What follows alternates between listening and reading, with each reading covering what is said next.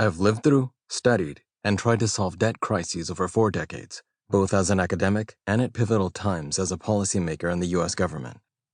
Some crises were confined to a single region. Others swept the globe. Some left few traces. Others devastated entire economic sectors and upended millions of lives. No one should pretend to have all the answers to such a complex problem as managing economic policy. But I've learned this much: experience is a poor teacher. We keep making the same stubborn mistakes. Time and again, enthusiasm and easy money policies inflate bubbles. Time and again, they burst. The Looney Tunes Roadrunner could sniff out dynamite in gift wrapping. Why can't we? Whether packaging or human nature is to blame, the worst debt crisis of my lifetime lies right ahead of us, as if we have forgotten every single one of its predecessors. One country that should reckon with the lessons of the past is Argentina. In 2020, the Argentine government defaulted on its debt for the 4th time since 1980 and the 9th time in its history. In August 2020, the country's finance ministry announced an agreement with weary creditors.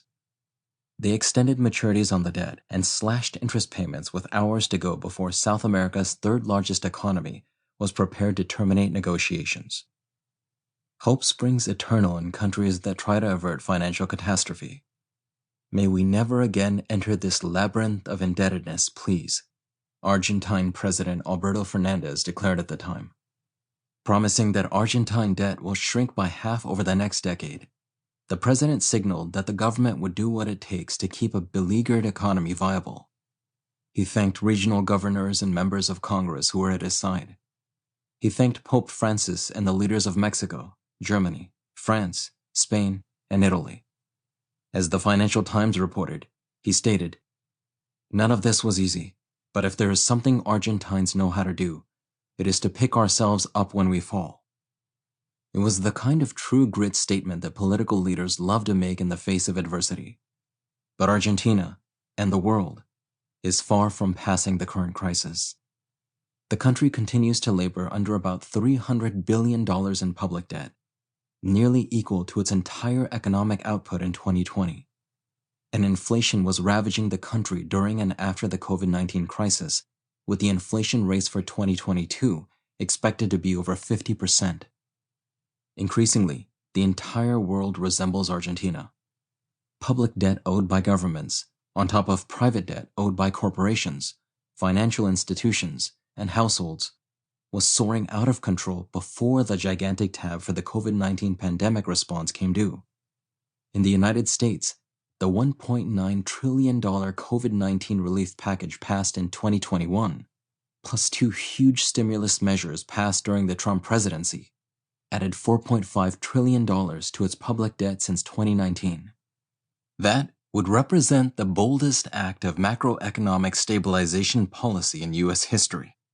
Former Treasury Secretary Lawrence Summers warned in early 2021 in a Washington Post op-ed, where he correctly expressed concerns that such a large, excessive stimulus would overheat the economy and cause high inflation. And then the Biden administration promptly planned another $3 to $4 trillion of infrastructure and social spending that would be only partly financed by higher taxes. Luckily, only a portion of such a large-scale additional spending was passed. Responses to COVID-19 wrenched loose any semblance of debt restraint, regardless of which party or coalition was in power. Europe is barely coping. Those European debts are surging to levels not seen since World War II, the New York Times reported in February 2021. In many European countries, debt is growing so fast that it is vastly outpacing the size of national economies. Based on data from the Institute of International Finance, global debt, private and public, by the end of 2021 was well over 350% of global GDP. And it has been climbing fast for decades, from 220% of GDP in 1999 and spiking after the COVID-19 crisis. The ratio has never before come close to this level in advanced economies or emerging markets.